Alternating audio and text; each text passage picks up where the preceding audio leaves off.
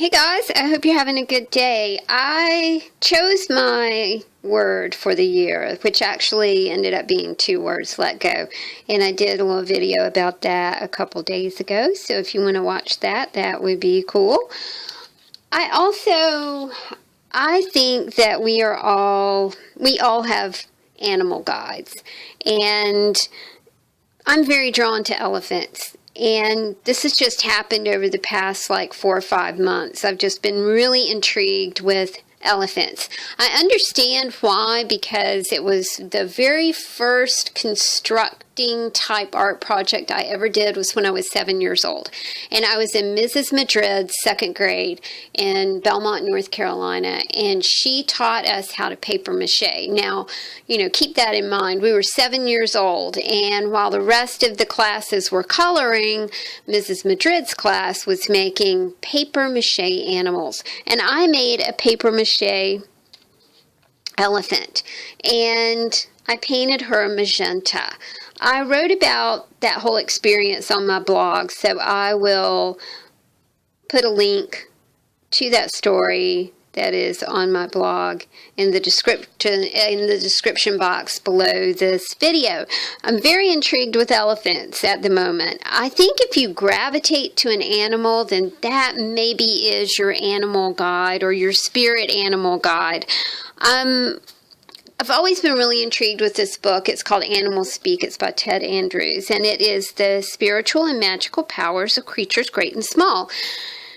So today, I am working on elephants. The basic way that I do things like this is I find an elephant I like. I'm not a strong drawer, so I usually Google how to draw an elephant or how to draw an owl or whatever, and kind of meld a few images together and come up with this is my little elephant image. I then make some copies of that, so I will have copies on hand if I want to make a card or use it in a piece of mixed media or something like that. I actually found a couple images that I liked, and this was like a smaller type elephant, and this was like a bigger type elephant. I also found out that this cloth, this colorful cloth that covers an elephant's back, is called a jehul.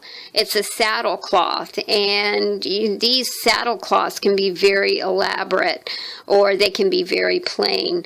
But I thought today what I would do is kind of introduce you to this method of making your own embellishments, and then I am going to color this little elephant with some of these wonderful Derwent graphic line painters. My friend Joy blessed me with these, and they are just so much fun to work with. So we're going to color an elephant today, and I am choosing the story about elephants from Ted Andrews' Animal Speak, and I'll be reading a little bit of that to you. So find your spirit animal. Find your animal guide for this year. It's just as important as choosing your words for the year is to find your guide. And whether it's a bird or an elephant or a cow or a crow or whatever, it's an intriguing thing and kind of gets you in touch with the animal world and the spirit world. So thank you guys for joining me, and I will talk to you soon. An elephant's keynote is ancient power, strength, and royalty. The elephant has a tremendous amount of myth and lore surrounding it. Of all elephants, the white elephant is considered the most sacred. This is similar to the sacredness often reflected in Native American traditions associated with the white buffalo. It is said that the mothers of great teachers and masters will dream of white elephants. One story of Buddha's mother tells how she dreamt a white elephant had entered her womb. In India and Southeast Asia, elephants are venerated, and the symbolism of the elephant is multiple. It is a symbol of royalty and fertility. The Hindu god of wisdom and success, Ganesha, is usually depicted with an elephant's head. The god Indra held several roles in which an elephant played a part. As the king of the gods, the elephant was the royal mount. As the god of warriors, the elephant was Indra's super weapon.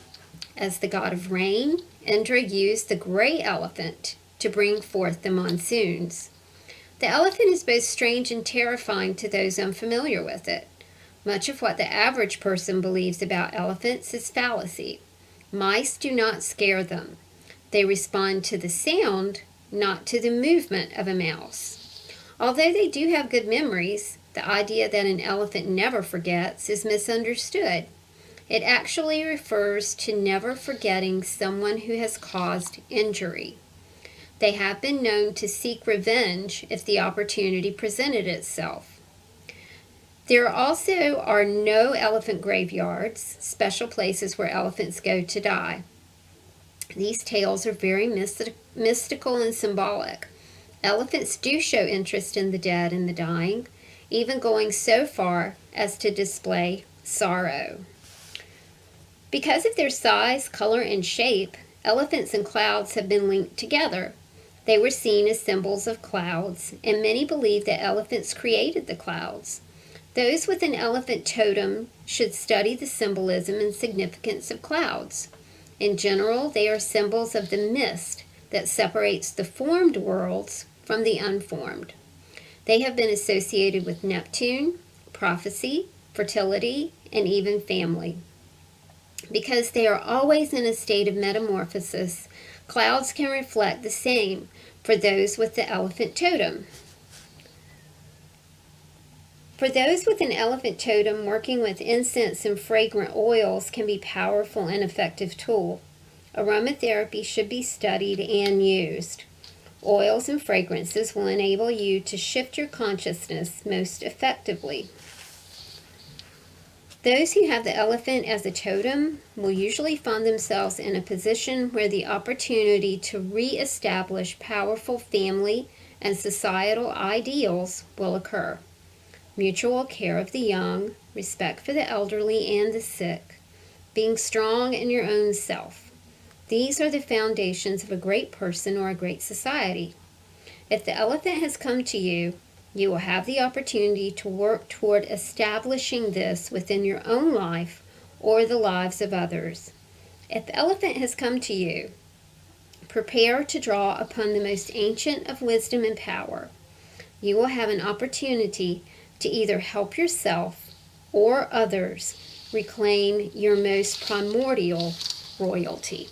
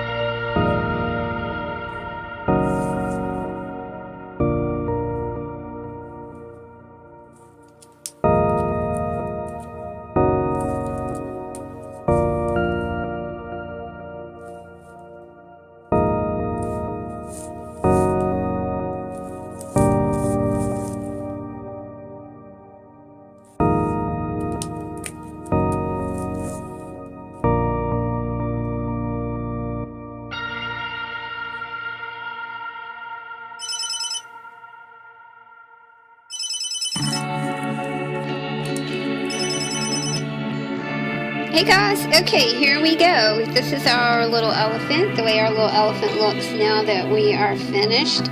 We did have this giant boo-boo right here. My pen, my line painter just kind of put down a big blob of purple. Okay, well, you know, it happened, so nothing that we can do about it. I just went ahead and finished my elephant, and then I thought, well, what can I do about that? And I realized I could just put a pretty little flower on my elephant's ear right here, and that would look just great. We have to learn to roll through failure, don't we? We have to learn every day to just kind of roll through the things that go wrong. And I mean, this is such a tiny thing to go wrong, but it could have ruined my whole experience of just having a good time with my elephant. But I didn't let that happen. I'm not going to be too fussed about something like that. It happened. It was not that big a deal. And I'm going to fix her with a pretty little flower. So there we go. My animal spirit guide for the year is an elephant. And I'm really happy that she is done. And I want to know what your animal guide is for the year. So be sure and let me know in your comments what you think. And I'd love to see pictures, you guys. Take care. Have a great day. Thanks so much for hanging out with me.